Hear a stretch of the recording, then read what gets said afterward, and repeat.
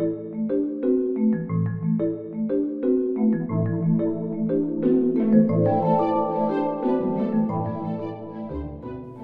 talked about style of life, one of Adler's concepts, how you've used it, but I know that there's another more basic concept you use, early memories.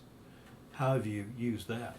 I was in a Philadelphia hotel dining room. I remember this as if it were yesterday. It was the year of the bicentennial, it was in August of 76, and all that was passed. And I'm there for another reason. I'm there on client work.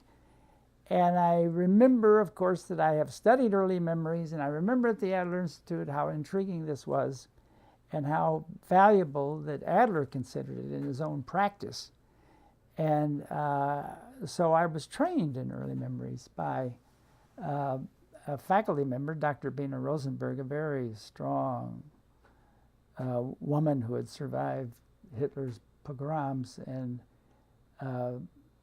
she taught me the practice. And she, of course, she wasn't trained by Adler, but she was in the orbit in Germany. And so I learned how to translate or decipher early memories. And I would learn, and I would say what I wanted to say about an early memory, and she would say, "You have a very, very lively opinion, but you are wrong." And so we would go through these things, and so I felt I came away from her really knowing how to do this. Well, anyway, I'm sitting in this hotel room, hotel dining room, and I'm thinking, you know, I have never really applied it to myself. So I took my little pad out and I jotted down 6, maybe a half a dozen memories. I don't remember them now, but I wrote them down then. Memories that I had that really Adler believed these memories tell you who you are and what you're committed to and what your life is all about. Actually, early memories are a great shortcut to the style of life. You look at a person's early memories and you can come up with the style of life without going through a lot of nonsense. The earliest memories, even before you can talk? Yeah, early memories are, would be from 1 to age 8 or something like that. And so when I would sometimes use these with executives, they say, "How do you know I'm not making these up?" I say, "Go ahead, make them up. They're still your story." And so that ended that. I mean, well, I guess I might as well be truthful with this guy. So it means you share events that happened in your life one way or another. They could be positive, they could be negative, it doesn't matter. But you write those out or relate them to a person who can listen and do something with them. You can get a real picture of the person, and you can actually, in my practice, I actually then draft the person's style of life and hand it over to them. So anyway, I'm sitting in this hotel room and I do my own early memories. And I look at them and I say, "Oh, this is who I am." And I wrote out my style of life. Life is my hidden goal, the goal that drives me, pulls me, that I'm not aware of. And I wrote down, "I am an observer." Life is out there, meaning the life that I'm living, it's always something that's away from me. I'm looking through the window. I'm still the kid doing piano lessons while the other kids are playing baseball. It's out there. I'm a kid with his nose pressed up against the Macy's window at Christmas time, looking in. Santa's in there, and I'm out here. So out here was my life is. Life is out here. I don't want to be out here. I want to be in there. So, and then my hidden goal was to be invited. So I'm an observer. I see things. I know that life's going out there. I'm in here. Well, I don't want to be. I want to be out there. So, but the trouble is, my method is I want to be invited. So if I'm not invited, I stay in here and I don't go out there. And I said, that's no way to live. Now, the style of life doesn't necessarily have an evaluation around it. It's a question of what you want it to be. Isn't that the purpose of it? Exactly. I mean, you look at this and say, this is the way I want to live. This is not the way I want to live. Oh my God, I didn't know I was following this kind of a regimen. I didn't know I was kidding myself. Revealing that hidden map. Right. It's revealing a hidden map. No question about it. So I went back to Chicago, and this is not a big deal, but I said to my wife, we are going to throw the biggest cocktail party I've ever been to, and I am going to do the inviting. I'm not waiting to be invited. I'm going to invite. So I twisted it, and it was a Christmas party, and I said, we'll just throw this out to everybody we know early, and nobody will come because everybody's so busy.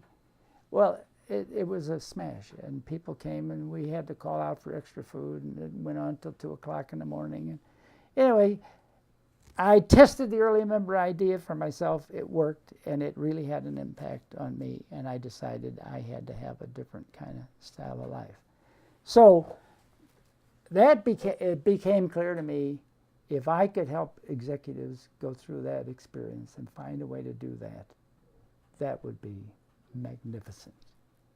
And so I got an experimental group together, asked them, would you guys come to a thing on Saturday mornings or Saturdays for about 8 weeks? Well, 8 of you, and we'll spend a day on each of you, and we'll be doing this.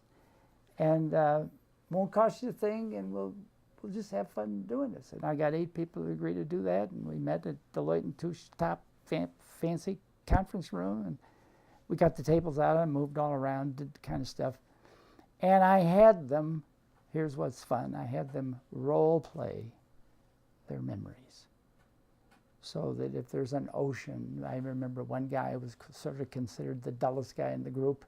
He actually was the president of a nice little food company. He was probably the smartest guy in the room. But anyway, something about an ocean was in one of his memories. And I said, let's have you play an ocean. And so here's this dull guy. And he says, you know what's great about being an ocean? I come in this way, I come in this way. Nobody knows where I'm coming from and where I'm going to come. And all of a sudden... That was unexpected. Well, right. Well, we had this revelation. I said, well, what does this mean to you? He says, man, I really like quiet power. He says, they don't know where I'm coming from. They don't know what I'm going to pull. And then the question is that really the way you want to manage your company? Is that really the way you want to manage your 2 kids at home? So, it leads to these kinds of discussions. So I had this experimental group, it worked, and then I started charging for it and asking people to come off-site and stay at fancy places, and 8 people do it for 4 days. And it sounds like it's not the wisdom that you part with them, it's the questions you ask that where the value comes in. Well, I have them, here's what's so amazing about this.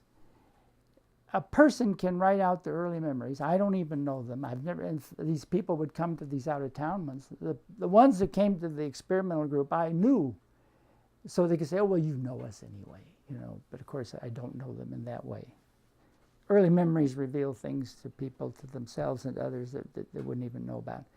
So, but strangers, I have them write, there's a rule book, I tell them how to do it, and I give them samples, and they send me a half a dozen early memories. I come up with the style of life, and then we role play these parts of their memories, almost as if they were dreams.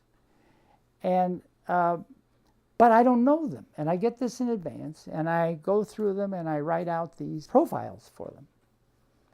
And it's just amazing, because when we have the role play, and then people see what the memory is like and what they're acting like when they play out a chair or a garage or a falling tree or a river flowing.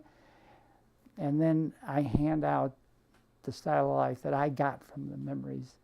And the other 7 people, we're dealing with one person sitting up at the front of the room. The other 7 people say, can't believe it. Can't believe it. It's exactly what we've been seeing. And when it comes to them, it's exactly the way I live. So it's a very powerful tool, and executives love it because they just don't have that kind of opportunity for self-understanding.